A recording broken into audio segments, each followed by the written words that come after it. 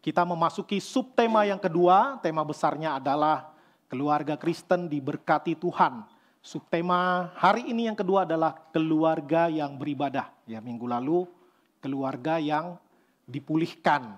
Ya, hari ini keluarga yang beribadah. Kita ambil dari satu bagian firman Tuhan dari Yosua pasal 24 ayat 14 sampai ayat 15. Yosua pasal 24 ayat 14 dan 15 diambil dari TB2. Mari kita membaca bersama-sama dengan perlahan-lahan saja. 1, 2, 3. Jadi sekarang takutlah akan Tuhan dan beribadahlah kepadanya dengan tulus, ikhlas, dan setia. Singkirkanlah ilah-ilah yang kepadanya nenek moyangmu telah beribadah di seberang sungai Efrat dan di Mesir. Dan beribadahlah kepada Tuhan. Namun, jika kamu menganggap tidak baik untuk beribadah kepada Tuhan, pilihlah pada hari ini kepada siapa kamu akan beribadah. Ilah-ilah yang kepadanya nenek moyangmu beribadah di seberang sungai Efrat, atau ilah-ilah orang Amori yang negerinya kamu diami ini, tetapi aku dan seisi rumahku, kami akan beribadah kepada Tuhan. Kalimat terakhir ini yang menjadi tema kita hari ini. Tetapi aku, Yosua, dan seisi rumahnya Yosua akan beribadah kepada Tuhan. Sedemikian jauh pembacaan firman Tuhan. Berbahagialah kita yang membaca, merenungkan, dan melakukan firman Tuhan di dalam kehidupan kita hari lepas hari. Kata ibadah, ya, kata ibadah ini di bahasa Ibraninya adalah avoda. Ya, di bahasa Yunaninya latria. Ini berkait dengan budak yang menghamba kepada tuannya. Siapa budaknya? Tentu umat Tuhan. Ya, siapa tuannya? Ya Tuhan. Ya, dia adalah sesembahan satu-satunya yang sejati, yang berkuasa. Dia Allah di antara segala ilah. Ya, dia King of Kings and Lord of Lords. Nah, jadi zaman dulu di awal-awal di kitab suci sering kali dicatat bagaimana kalau orang itu dipenuhi hadirat Tuhan dia langsung apa? Meniarap. Ya, dengan mukanya sampai ke tanah, itu banyak sekali ayatnya. Ya, jadi cara orang dulu begitu. Karena apa? Memang bahasanya itu histakawa atau bahasa Yunani proskuneo. Itu adalah ketakutan yang positif. Ya, kemarin di ibadah pemuda saya jelaskan, ada ketakutan negatif, ada ketakutan positif. Kalau dibilang jangan takut, itu takut yang negatif. Ya, takut setan, takut gelap, takut ketinggian, takut mandi, dan lain sebagainya. Ya, kalau takutlah akan Tuhan, ini takut yang positif. Ya, penuh hormat, kekaguman, ketakjuban, penuh dengan pemujaan kepada Tuhan. Ya, karena itu cuman zaman berubah ya. Zaman dulu orang mukanya sampai ke tanah, kalau sekarang tangannya sampai ke atas. Ya, beda style. Ya, orang zaman dulu sama orang zaman sekarang. Nah, Martin Luther, seorang reformator, dia mengatakan bahwa ibadah adalah saat di mana Allah berbicara kepada jemaat melalui firman-Nya, melalui pewahyuan yang Tuhan berikan melalui firman Tuhan. Dan jemaat meresponinya, berbicara kepada Tuhan dalam doa dan puji-pujian. Jadi ibadah itu dua arah, ya. Secara teologis dan filosofis. Ada komunikasi dua arah antara Tuhan dengan umat Tuhan. Ada interaksi di dalamnya. Tuhan yang menyatakan diri berinisiatif dan umat Tuhan yang menanggapinya. Ya, karena Martin Luther ini bapak gereja, reformator gereja orang Jerman. Ya, dia pakai istilah untuk ibadah adalah Gottesdienst. Ya, correct me if I'm wrong. Ya, saya bukan orang Jerman. Ini punya makna yang ganda, ya, punya makna ganda tapi bagus sekali katanya.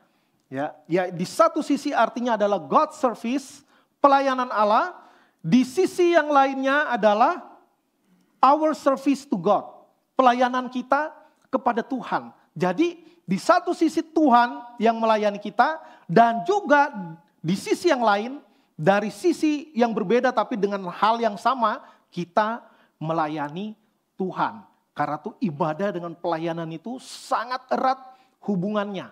Ya, karena itu nanti di minggu kelima pembahasan kita bahas keluarga yang melayani.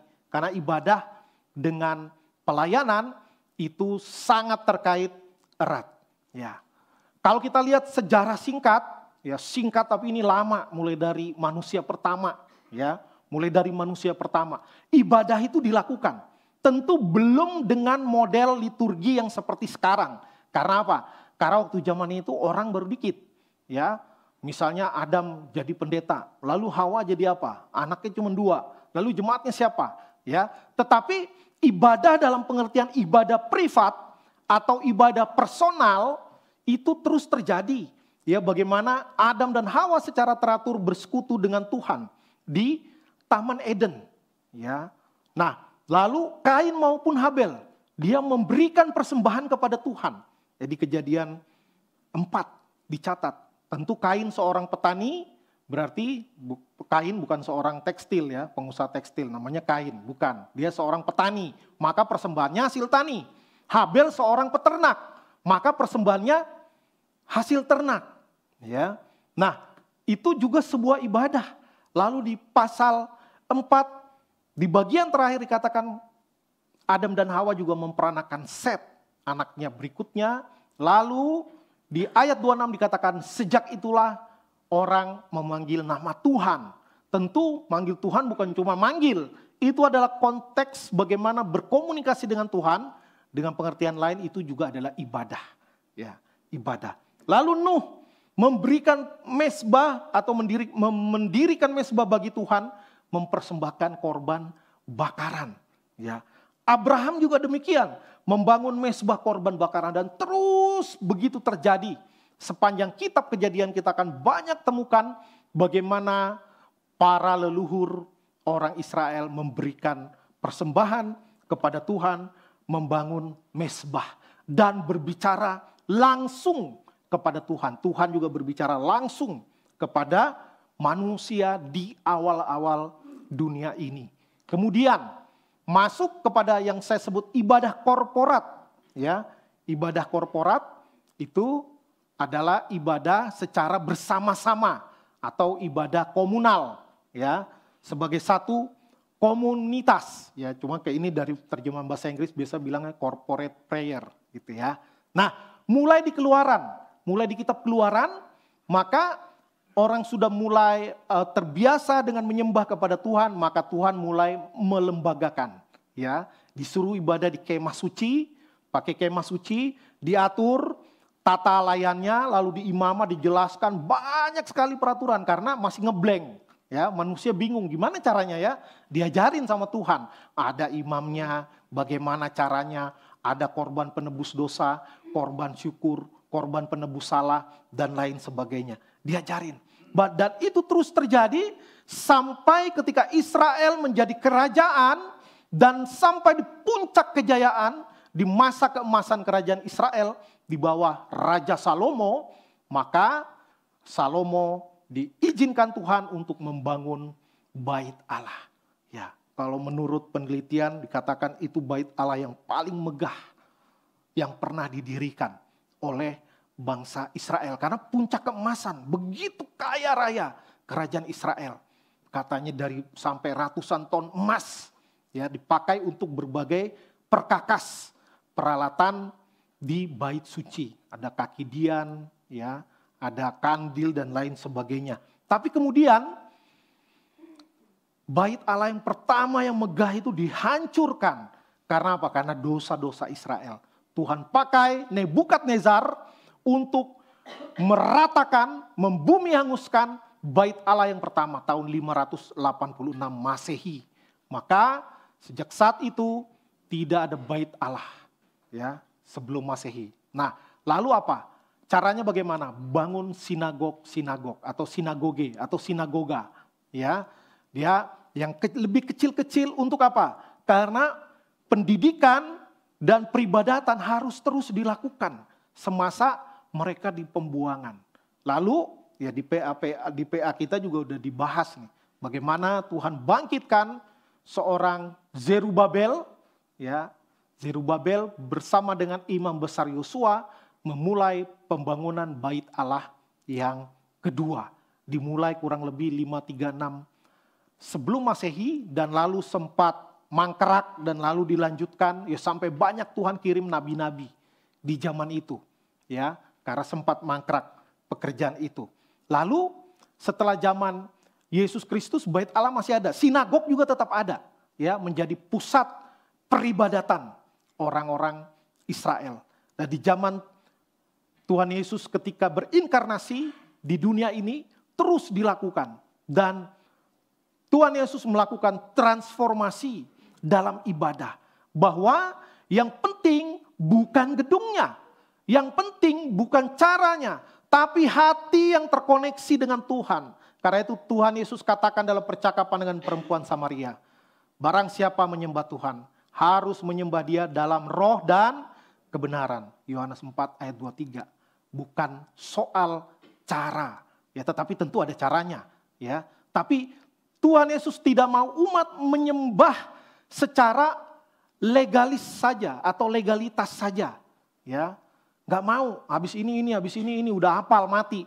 Lalu tidak ada lagi rasa, tidak ada lagi fokus seperti mekanis jalan begitu saja. Tuhan nggak mau seperti itu. Ya, dan memang umat Tuhan begitu lama terjebak dalam ibadah yang hanya legalitas atau formalitas. Bahkan Mesias yang datang, ya, yang ingin melakukan perubahan total di dalam cara umat Tuhan menyembah Tuhan, bukan soal ritual, tetapi bagaimana spiritual itu harus terbangun, harus ada relasi pribadi dengan Tuhan. Bukan soal tata cara, tapi tetap pakai tata cara. Maka Tuhan memakai bangsa Romawi untuk menghancurkan Bait Allah yang kedua melalui Jenderal Titus, menghancurkan Israel, Yerusalem, Bait Allah yang kedua hancur tahun 70 Masehi. Ya, demikian sejarahnya. Kemudian ibadah gereja mula-mula ketika Roh Kudus dicurahkan, maka rasul-rasul terus mengajar dan mereka juga menggunakan bait suci di Yerusalem sebelum dihancurkan tahun 70 Masehi dan juga beribadah di rumah-rumah pribadi. Dicatat dalam Kisah Para Rasul. Nah, di luar Yerusalem orang Kristen juga beribadah dalam sinagog, rumah ibadah orang Yahudi. Sampai pada satu masa dianggap ini sesat, ya, pengikut Yesus Kristus, maka mereka mulai dipisahkan dari sinagog. Akhirnya mereka mulai ibadah di rumah-rumah dan mereka pakai apa saja, termasuk di ruang-ruang serbaguna, ya, di ruang kuliah Tiranus. Kalau kita sekarang di ruang aula reformasi, ya, di tempat umum dipakai, di mana aja bisa ibadah, ya, karena bukan soal tempatnya, bukan soal menghadap kemana, ya, nggak mesti menghadap ke Yerusalem, karena Tuhan itu maha hadir, omnipresence. Tuhan tidak ada arah tertentu. Tuhan hadir dimanapun, kemanapun kita menghadap. Yang pasti harus ada koneksi antara roh kita dengan Tuhan. Ya, nah, kemudian barulah pada abad keempat ketika gereja mulai menginstitusi, ya, kebiasaan-kebiasaan lalu akhirnya terkristalisasi menjadi satu lembaga yang kuat, maka bapak-bapak gereja di abad keempat memutuskan menetapkan bahwa ibadah Kristen pada hari Minggu. Tadinya menyebutnya hari Tuhan. Ya, di Alkitab disebut hari Tuhan. Lalu mengingat akan kebangkitan Kristus pada hari Minggu. Pada hari pertama di minggu itu, dicatat kitab suci gitu, hari pertama itu hari Minggu, bukan hari Senin. Ya, hari ketujuh itu hari Sabtu, hari Sabat. Nah, maka akhirnya sejak saat itu dan terus diulang ada penekanan di pertemuan-pertemuan tertentu, misalnya di Konsili Trente, ya. Lalu bapak-bapak gereja Thomas Aquinas, termasuk Luther Calvin menyebut juga orang Kristen beribadah di hari Minggu, ya. Beribadah di hari Minggu untuk mengingat kebangkitan Kristus dan juga pada saat di kerajaan Romawi hari Minggu itu memang hari libur, tapi tidak terkait dengan kekristenan. Jadi pas juga hari libur kerajaan Romawi dan juga menjadi hari kebangkitan Kristus. Nah, saya ingin menyinggung satu konsep yang keliru tentang ibadah. Ya, terutama sekarang, kalau dulu mungkin nggak terlalu. Ya, makin kesini karena kita juga berdialektika dengan prinsip-prinsip umum, ya, termasuk prinsip entertainment dan ekonomi, ya, maka kita cenderung terjebak pada pengertian seperti ini. Ya, ini pemikiran dari salah satu filsuf yang begitu penting di abad ke-19 dari Denmark, Søren Kierkegaard. Ya, jadi dia menyatakan, ini dia pakai ilustrasi teater, karena zaman itu memang nggak ada bioskop ya, adanya teater. Ya, teater dan konser musik-musik klasik di gedung-gedung yang megah. Dinyatakan bahwa ini seorang teolog, tapi lalu kemudian dia lebih dikenal sebagai filsuf yang hebat. Ya, termasuk ahli psikologi, meletakkan dasar psikologi eksistensial, ya, termasuk teologi juga, ya. Nah, ada satu pemikiran yang sangat baik, ya, bahwa dikatakan kebanyakan orang melihat bahwa di ibadah itu aktornya itu pendeta dan para pelayan, termasuk WL, singer, pemusik, para penatua yang terlibat pengakuan iman dan lain sebagainya. Penontonnya itu anggota jemaat, ya, yang duduk di kursi ini penonton. Emang nonton sih, ya. Di satu sisi memang nonton, tapi sebenarnya nggak gitu, ya. Lalu sutradaranya adalah Tuhan.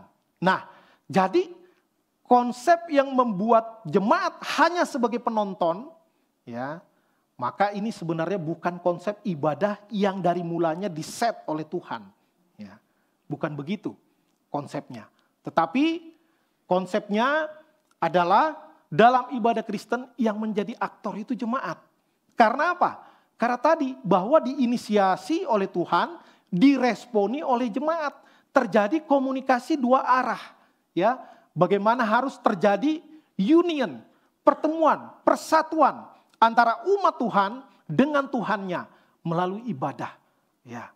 Lalu istilahnya Søren Kierkegaard mengatakan bahwa aktornya justru jemaat. Ya, di dalam menyanyi, di dalam berdoa, ya, di dalam mengaku iman, doa Bapa kami dan lain sebagainya, itu jemaat semua turut serta. Karena itu aktornya jemaat. Sutradaranya itu para pelayan ibadah yang men-setting, berdiri, duduk, mana dulu yang dilakukan, ya, pengakuan iman ditaruh di mana, ya. Itu sutradaranya para pelayan. Tuhanlah yang nonton, ya. Tuhan yang nonton bukan berarti bengong. Maksudnya yang memberikan penilaian berkenan atau tidak berkenan itu Tuhan. Nah, yang keliru adalah zaman sekarang orang cenderung jemaat sebagai penonton yang akan memberikan penilaian. Ini gua nggak suka nih, ya, kuno, katro, jadul, ya. Wah, ini saya suka nih, ya, saya suka pengkhotbahnya, keren, kekinian, keliling-keliling kemana-mana kalau khotbah, misalnya. Ini hanya contoh. Maka gereja berupaya sedemikian rupa supaya disukai oleh jemaat. Ya. Pada ibadah itu adalah bagaimana kita datang beribadah kepada Tuhan. Bukan bagaimana gedungnya, bagaimana lightingnya, bagaimana sound systemnya, bagaimana cara khotbah pendetanya. Sebenarnya ibadah bukan soal itu. Adalah soal kita sebagai umat Tuhan beribadah kepada Tuhan. Supaya Tuhan berkenan kepada ibadah kita. Karena itu kan Rasul Paulus bilang, kalau kamu mau berdoa atau kamu mau datang ke perjamuan Tuhan, kamu punya benci dendam dengan saudaramu, bereskan dulu. Ya, itu dalam konteks apa? Supaya ibadah itu berkenan kepada Tuhan, bukan supaya customernya seneng. Ya, sekarang gereja banyak menganggap jemaat customer. Gimana nih? Biar jemaat seneng. Apa sih maunya jemaat? Ikutin aja semua maunya. Padahal 100 kepala, 100 kemauan. Ya, nggak akan ada satu bentuk yang one size fits all. Ya, satu ukuran untuk semua, nggak ada. Pasti ada yang lebih senang dengan cara begini, ada yang lebih senang dengan rame, ada yang lebih senang dengan hening, ada yang lebih senang dengan tepuk tangan, ada yang lebih senang dengan angkat tangan, ya, ada yang lebih senang dengan diem begini. Gayanya beda, di gereja kita beda-beda gayanya. Ya, beda. Tapi bukan soal gayanya.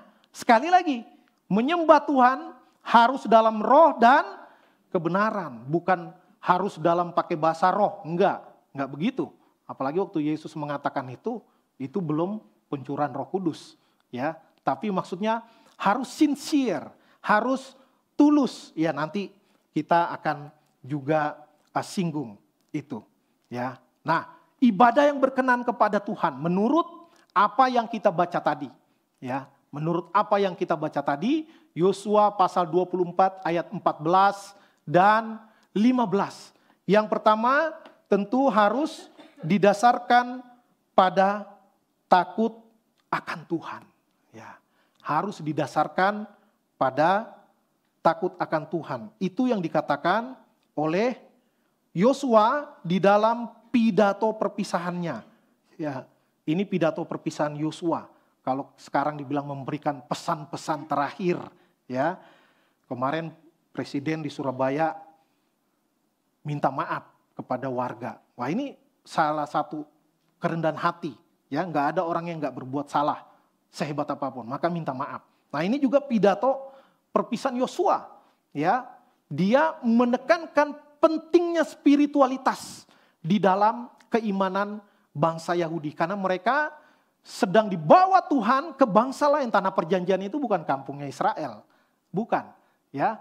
Maka akan ada perjumpaan dengan iman-iman yang lain, ya, dengan sesembahan selain daripada Tuhan Israel. Karena itu ini sesuatu yang begitu menarik. Bagaimana dalam konsep ibadah itu sebenarnya keharusan, kewajiban dan kebutuhan. Tetapi Yosua sebagai pemimpin bangsa Israel, dia menggunakan bahasa persuasif. Wah, keren ini. Padahal nggak belajar psikologi kayak orang zaman sekarang. Ya, silakan pilih. Kamu mau menyembah ilah-ilah, ini terjemahannya bagus, ya. Bukan pakai Allah, A-nya kecil, tapi pakai ilah-ilah. Ya, bagus TB2 nih. Mau menyembah ilah-ilah yang nenek moyangmu dulu sembah di seberang sungai Efrat, atau kamu mau ngikutin orang di tempat ini yang Allahnya orang Amori, ilahnya orang Amori, ya, kamu pilih. Tentu maksudnya supaya semuanya pilih, dan orang Israel juga enggak, dia mau ikut Yosua. Ya, tapi ini bagaimana sebuah pidato perpisahan yang sangat memorable, ya, karena itu dicatat juga dalam firman Tuhan, karena begitu penting, ya. Dan ibadah harus didasarkan pada takut akan Tuhan. Di sini jelas dikatakan, oleh sebab itu takutlah akan Tuhan dan beribadahlah kepadanya. Ya, maka apakah semua orang beribadah karena takut akan Tuhan? Belum tentu. Ya, belum tentu. Kalau mau pakai kalimat yang dibolak-balik, ya, orang yang beribadah belum tentu takut akan Tuhan. Tapi orang yang takut akan Tuhan pasti suka beribadah, ya. Kalau sakit gimana? Itu lain cerita lah. Kalau saya lagi diutus dinas sama kantor gimana? Itu lain cerita, ya. Tapi ketika kesempatan ada, ketika tidak ada halangan yang membuat orang tidak bisa datang beribadah, dia akan memilih ibadah, ya. Nah, ini sangat penting. Dan yang berikutnya yaitu memiliki motivasi yang murni. Kalimatnya gini, beribadahlah kepada Tuhan dengan tulus, ikhlas, dan setia. Ya, tulus, ikhlas, setia. Ini tulus ikhlasnya dulu. Saya mengertinya ini sebagai beribadah dengan motivasi yang murni. Ada banyak orang, terutama di zaman ini, karena merasa sebagai umat Tuhan, mau datang kepada Tuhan supaya apa? Supaya kita dapat berkat-berkatnya. Makin dekat sama Tuhan, makin banyak kecipratannya. Ketika Tuhan menggoncangkan itu wadah berkat, biar kecepretannya banyak. Ya, loh, emang nggak boleh mengharapkan berkat Tuhan? Boleh. Tapi kalau motivasi kita beribadah supaya mendapat berkat Tuhan, keliru. Ya, kita harus beribadah dengan tulus dan ikhlas. Saya hidup, saya sehat, saya ada sebagaimana adanya saya, itu udah luar biasa. Itu anugerah Tuhan. Kita masih bisa bernafas, kita masih bisa berkedip, otomatis, ya, Itu berkat Tuhan. Nggak percaya, coba aja tahan mata, jangan kedip 1 menit aja. Pasti merah mata, kelilipan. Ya, tapi Tuhan desain luar biasa. Ya, itu sudah cukup. Maka kita datang kepada Tuhan beribadah dengan ketulusan, dengan keikhlasan. Bukan untuk dapat apa, tapi karena Tuhan, maka saya datang menyembahnya. Ya, tentu Tuhan akan berkati juga dan sudah diberkati. Ya, itu yang diharapkan oleh Tuhan. Ya, dan itulah yang ditekankan oleh Yosua sebagai pemimpin Israel.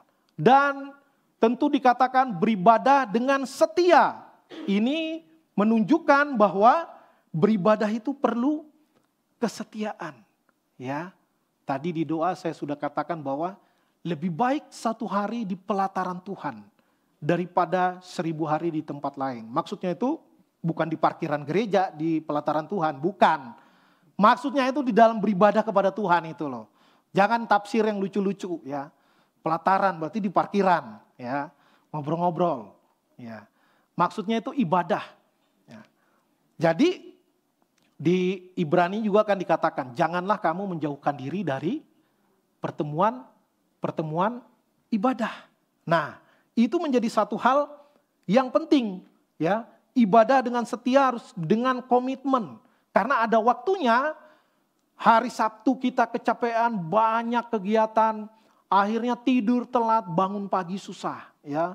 Gereja kita masih agak lumayan ibadah jam 10 ya.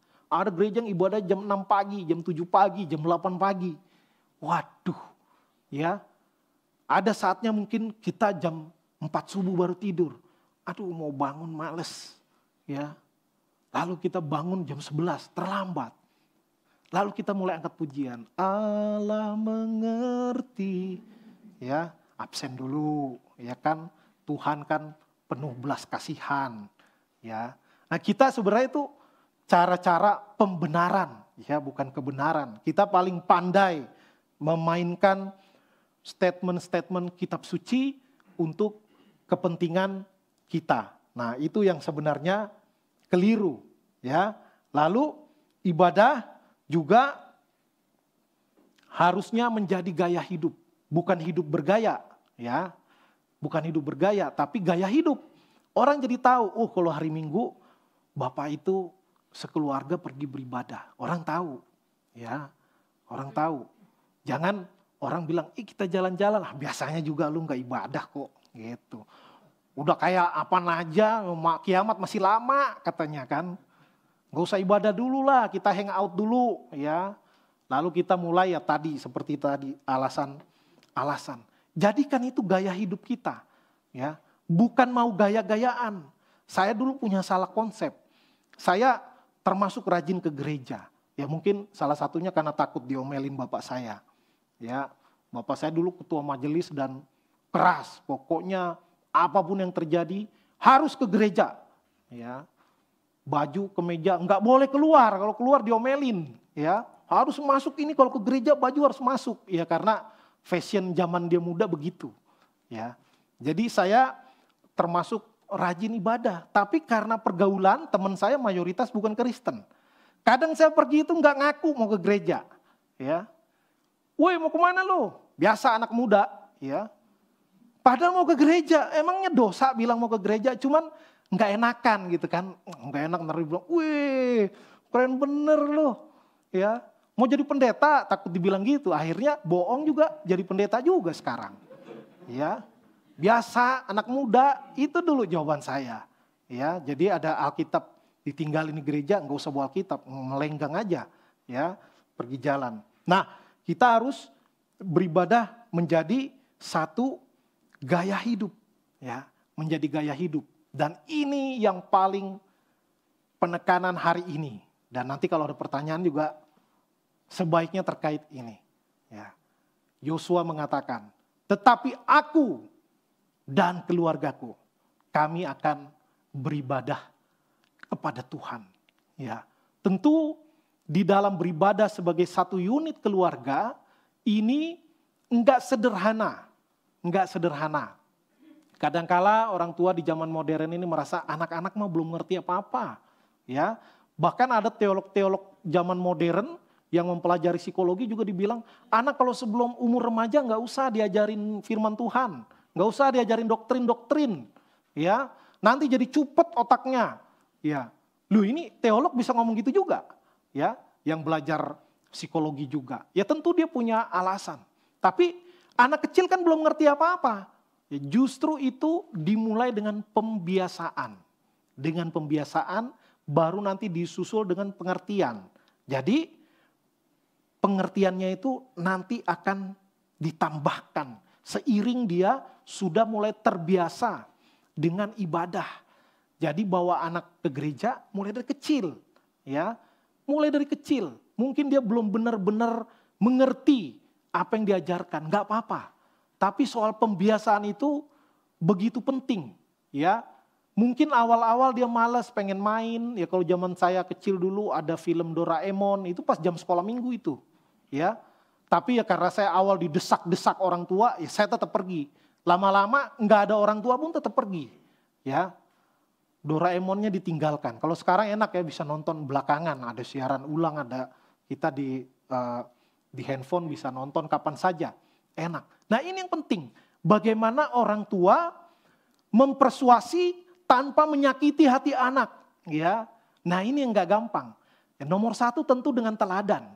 Saya yakin kalau Yosua nggak beribadah, anaknya juga nggak mau lah. Papa nih ngomong sembarangan aja, ya. Papa aja nggak suka berdoa, papa aja nggak suka ibadah, mau suruh-suruh kami.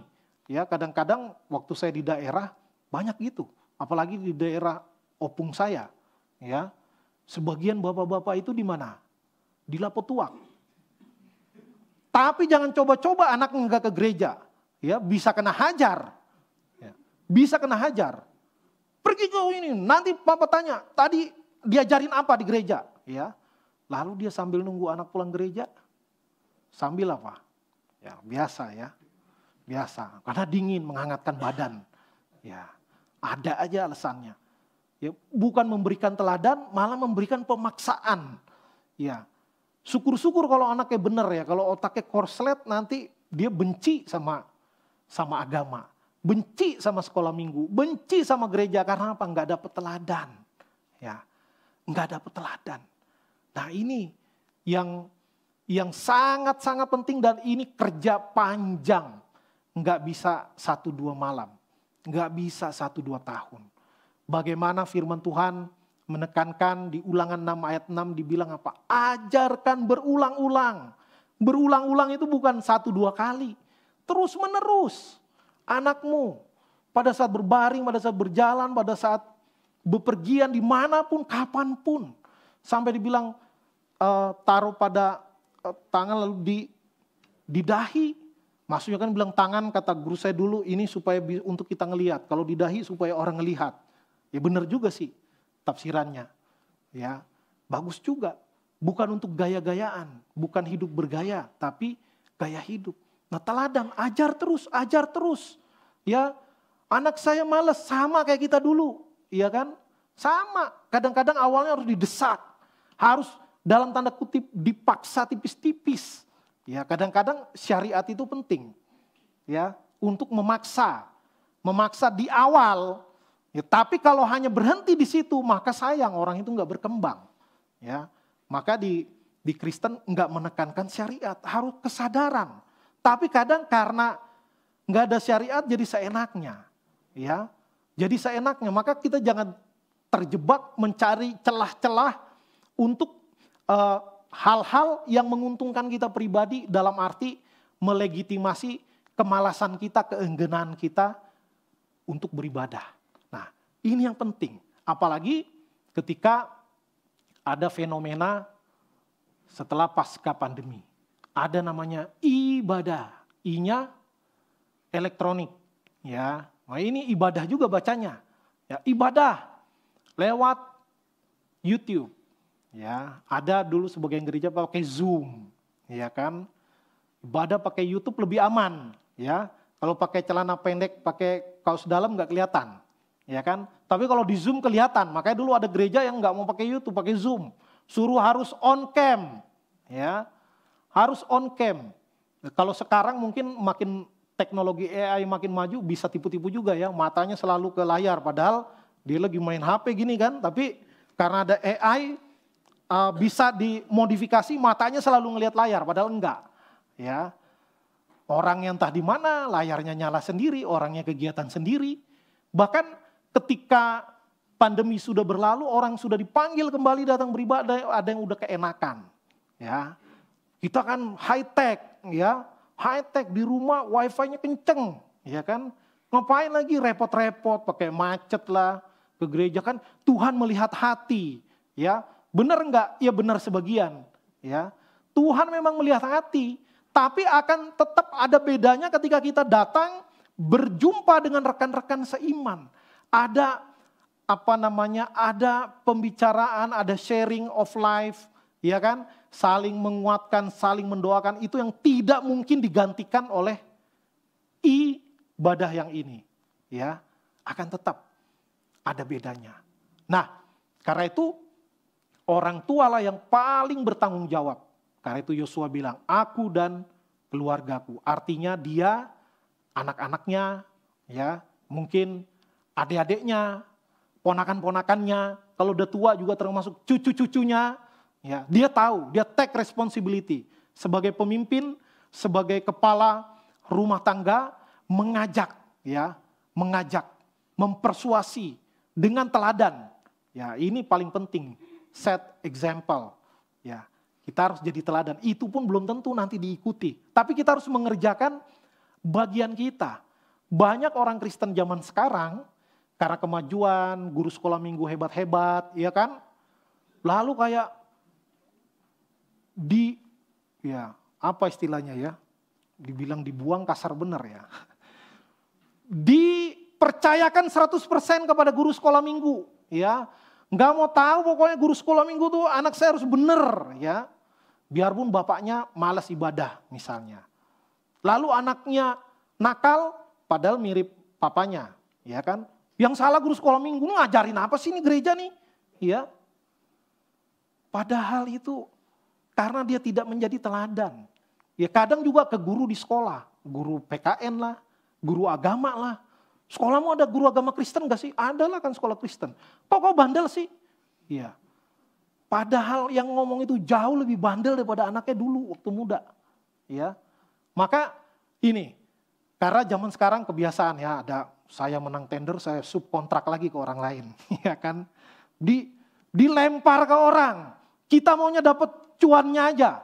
Ya, nggak bisa gitu. Dalam kerohanian itu harus kita yang tanggung jawab. Ya. Kalau anak kita tidak beres, sedikit banyak orang tua lah yang paling bertanggung jawab. Ya, bukan berarti gereja nggak mau bertanggung jawab, bukan. Ya, jangan salah paham. Tapi ambillah bagian kita, kerjakan bagian kita.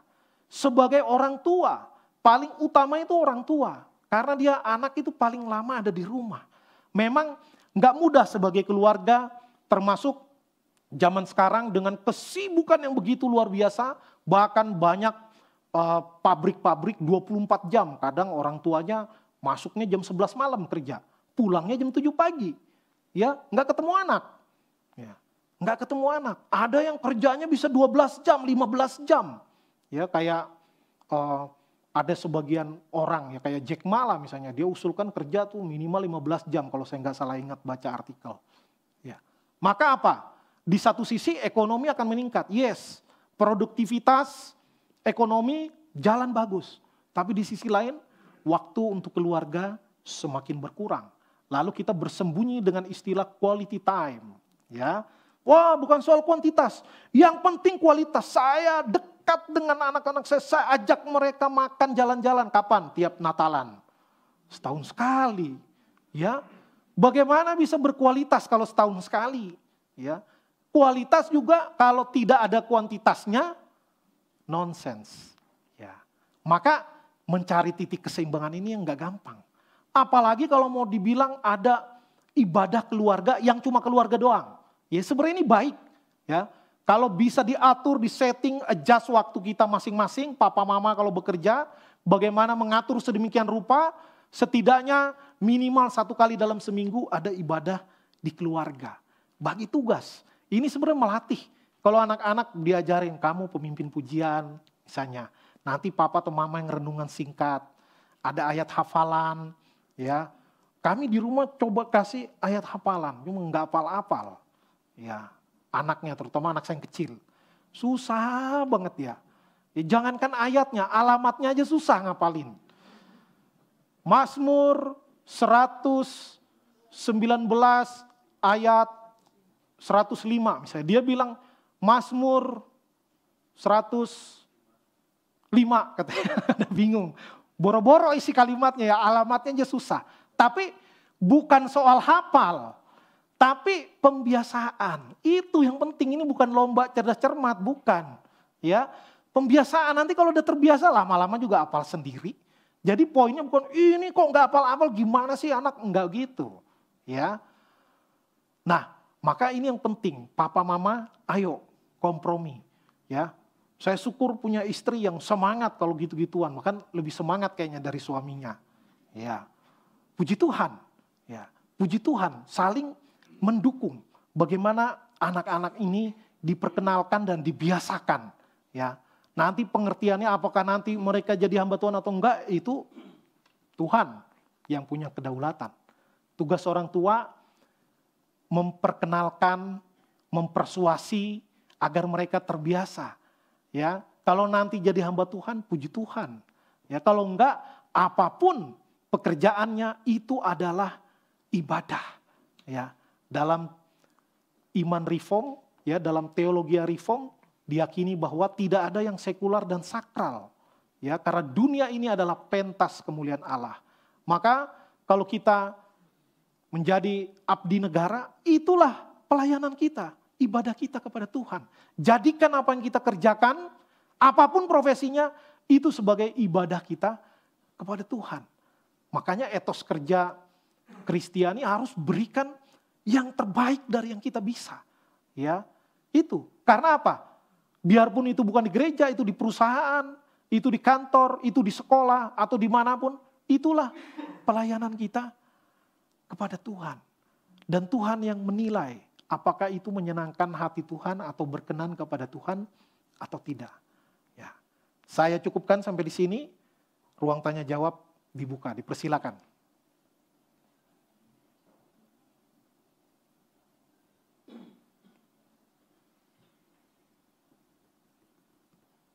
Ada yang mau bertanya atau mau mengaku dosa? Baru sadar ya, ternyata anak saya begitu kayak saya dulu misalnya.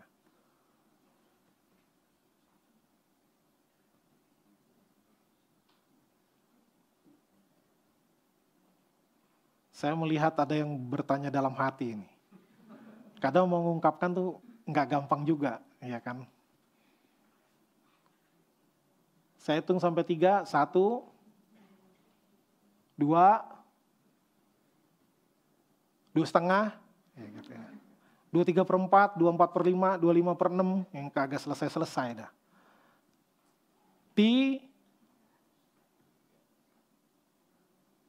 Nah biasa, karena orang Indonesia kalau udah mau di ujung baru ya biar dramatis. Ada 2 yang angkat tangan, ya. Dipersilakan, mana duluan, Sweet juga boleh. Iya.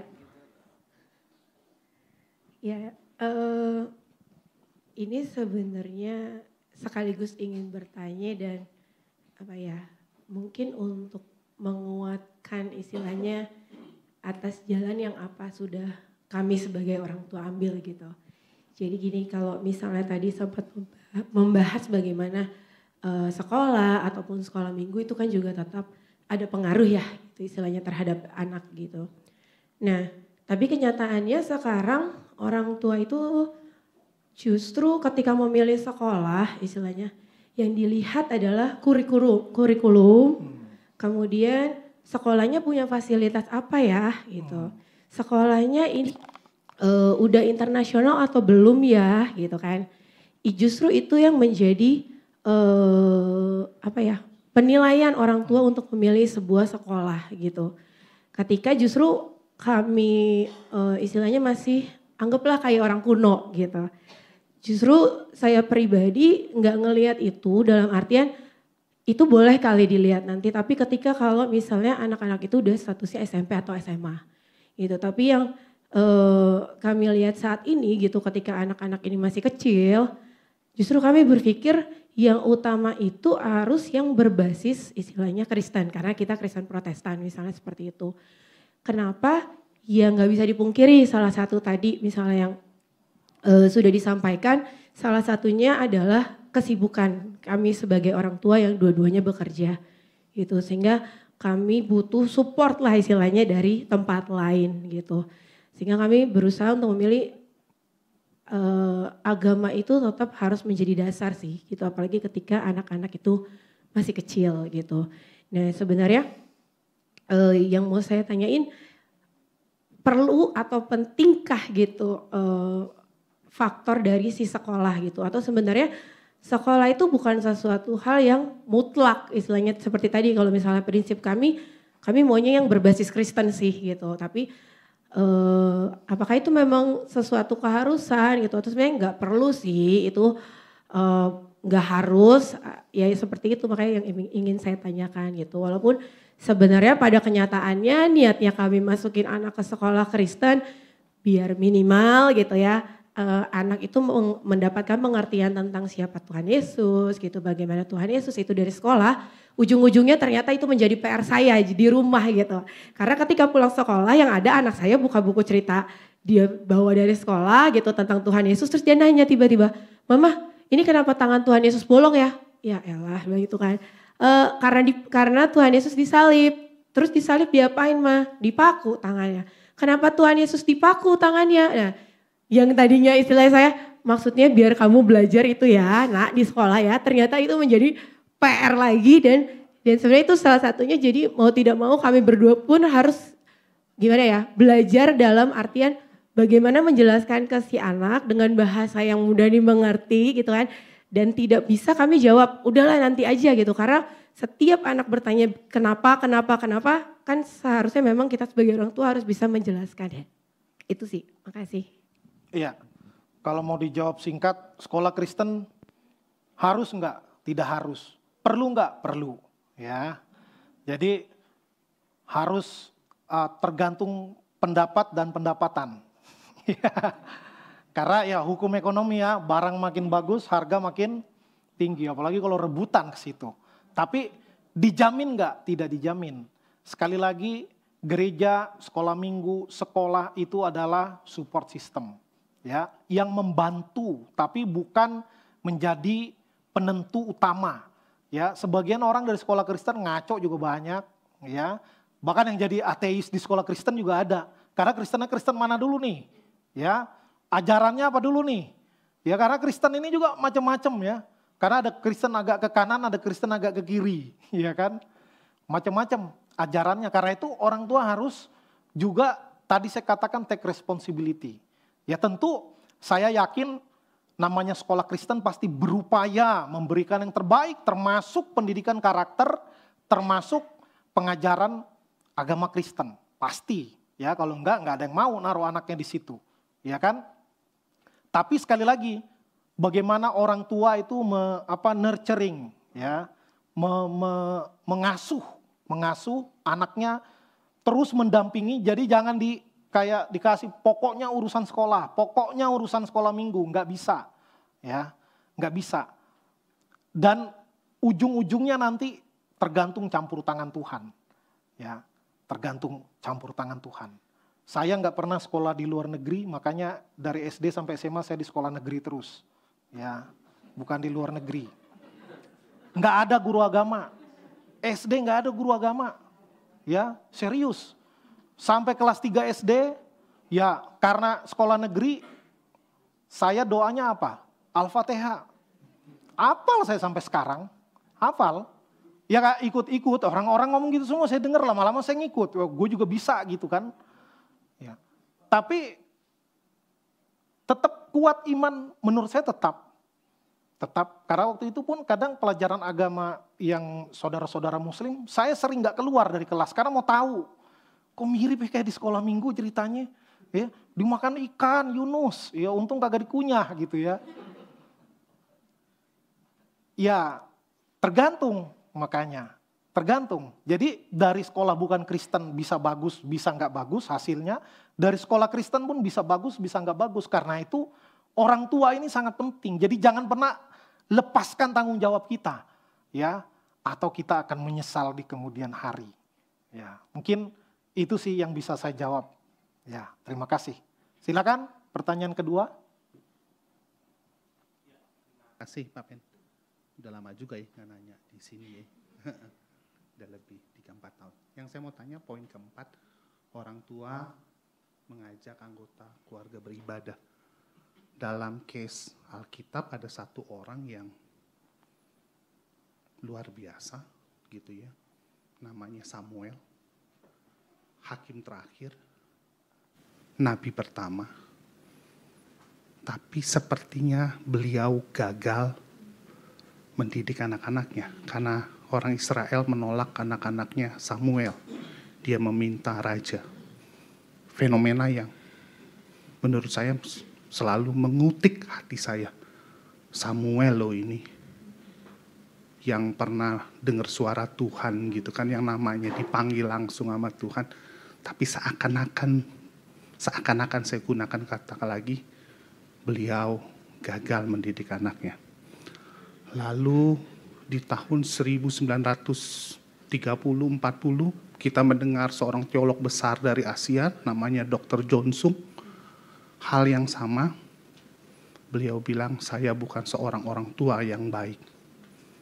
Begitu ya, bahkan beberapa anaknya kalau saya tidak salah meninggal karena tidak ditangani dengan baik ketika sakit. Lalu tahun 1990, Bapak dan saya di zaman yang sama kita mengenal pendeta Billy Graham, pendeta terbesar yang pernah ada, evangelis. Tetapi yang menarik adalah salah satu anaknya, Franklin, bilang begini, I don't have a father. Kan ini sakit gigi gitu ya. Bapaknya keliling dunia, tidak ada negara yang tidak pernah dikunjungi Billy Graham untuk bikin KKR. Lalu anaknya bilang gini, I don't have a father because I cannot see him. Franklin akhirnya menjadi seorang narkoba. Puji Tuhan akhirnya dia sebelum papanya meninggal dia kembali menjadi hamba Tuhan. Memang pertanyaannya adalah ketika tadi Bapak mengajarkan bahwa orang tua mengajak anak-anak untuk beribadah itu baik, tapi ada case tertentu seakan-akan mereka yang sudah begitu luar biasa, tetapi seakan-akan Tuhan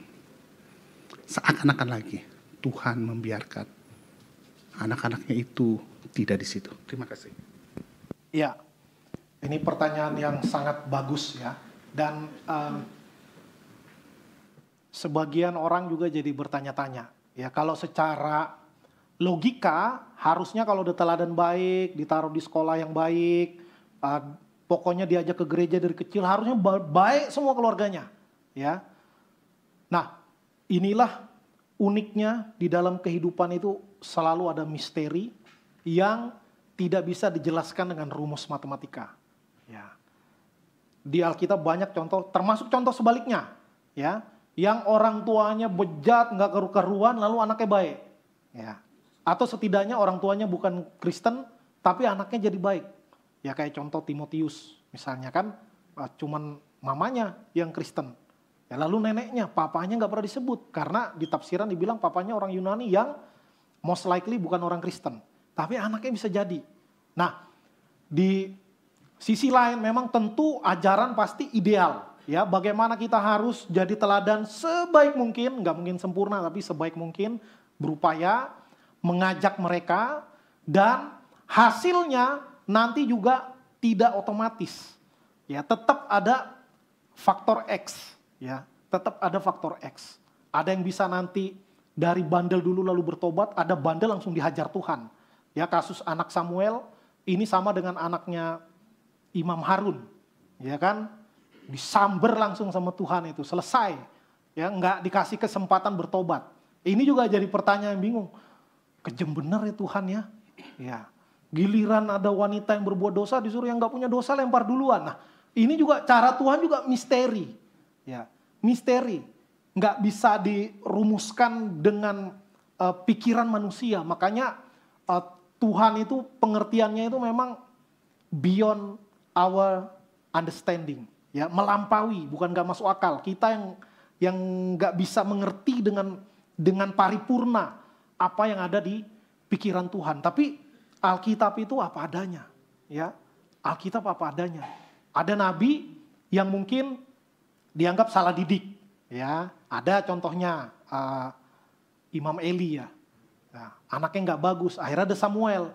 Samuel anaknya badung juga kayak anaknya Imam Eli. Nah, ini jadi ya ada sesuatu yang itu kenyataan, dan Alkitab beberkan dengan belak-belakan, gamblang, ya. Dosa-dosa itu dibongkar semua sama Alkitab.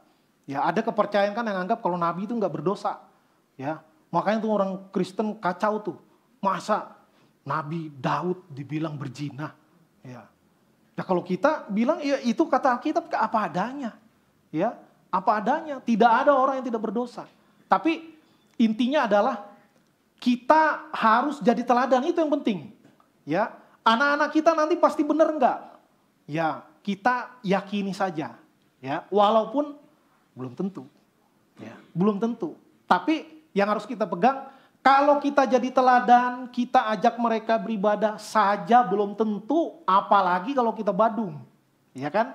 Contohnya sih ada, badung juga anaknya baik, bisa. Tapi ya tinggal kita pilih. Kita mau pilih yang, ya kalau bahasa matematikanya mungkin probabilitas, ya. Kemungkinan kalau orang tua itu sudah jadi teladan yang baik, terus mengajak anaknya dibawa kepada Tuhan, memperkenalkan mereka dengan ibadah, dengan sekolah minggu, dengan sekolah Kristen, dan lain sebagainya, probabilitasnya lebih tinggi. Ya, karena apa? Karena diajarkan, pengetahuannya ada, knowledge-nya ada. Hanya nanti tinggal transformasi di dalam, internalisasi dan transformasi. Dan makanya sekali lagi kita serahkan kepada Tuhan. Nah, itu makanya doa penting. Doakan anak-anak. Itu bagian dari upaya orang tua. Karena ada bagian yang kita nggak bisa, ya, hanya Tuhan yang bisa mengubahkan kita, termasuk mengubahkan anak-anak kita. Ya, itu jawaban saya. Terima kasih. Ini memang jangan salah paham, ya. Wah, udah bener, anaknya belum tentu bener loh, ya. Jangan kita ambil nggak bener juga anak bisa bener kok. Jangan yang itu kita ambil, ya. Yang harus kita ambil adalah jadilah teladan. Nanti anak kita percayakan bagaimana Tuhan membawa mereka. Belum tentu benar, tapi probabilitasnya boleh dibilang kemungkinannya lebih besar mereka juga akan jadi anak baik. Karena nggak ada contoh, misalnya, papa juga gitu kok. Nah, dia nggak ada bisa alasan begitu. Ya, kalau dia udah besar nanti bandel, itu responsibility dia, tanggung jawab dia. Kita tidak bersalah lagi atas kesalahan anak-anak kita. Maka itu yang penting untuk kita pegang. Baik? Oh, ada satu lagi. Baik. Terima kasih, Pak. Belum pada lapar kan? Dikit saja. Sedikit doang, gak apa-apa. Tema kita kan ini ibadah keluarga. Jadi ini sangat mengusik saya. Ini mungkin gugatan buat kita sebagai gereja. Tradisi gereja kita bagus sekali. Anak-anak waktu masih bayi ditekankan untuk dibaptis di bawah Tuhan. Supaya tadi terakhir Pak Pendeta sudah jelaskan, harapan kita, iman kita, orang tua, tentu orang tua yang beriman, yang bersungguh-sungguh beribadah, itu yang kita harapkan ketika kita membawa anak kita masih bayi kepada Tuhan, supaya imannya bertumbuh seperti kita orang tuanya. Itu tradisi gereja kita yang baik, yang selalu almarhum tekankan. Kemudian gereja bertanggung jawab, ini satu lagi saya mau garis bawahi. Gereja bertanggung jawab terhadap jemaatnya, anak-anak jemaat untuk berpendidikan. Makanya lahirlah Mika.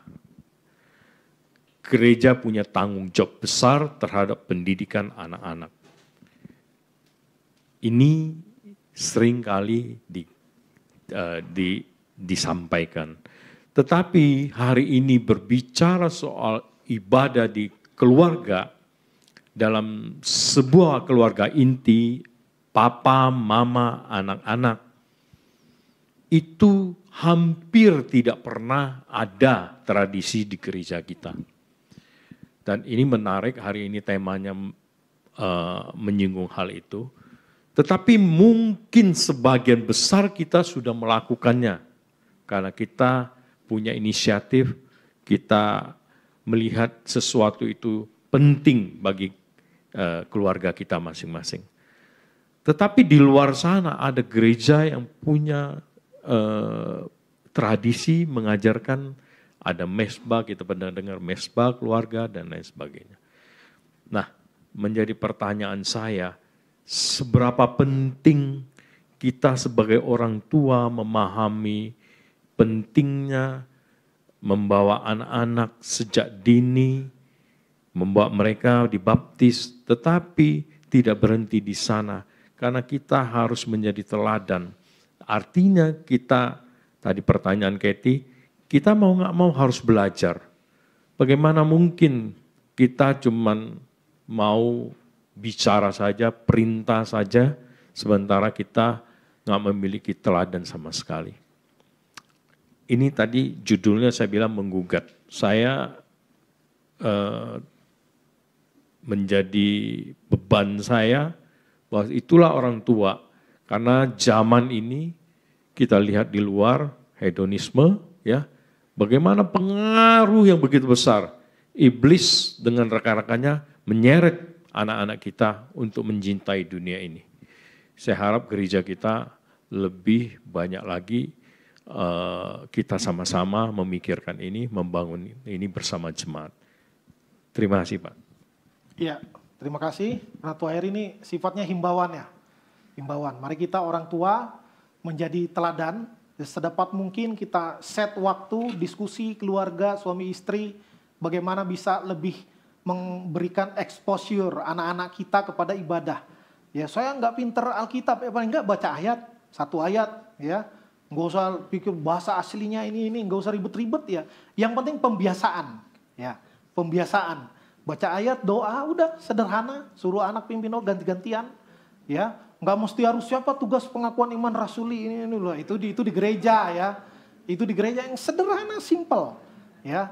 Nggak usah dibikin ribet. Yang penting start small, ya. Mulai dari yang sederhana.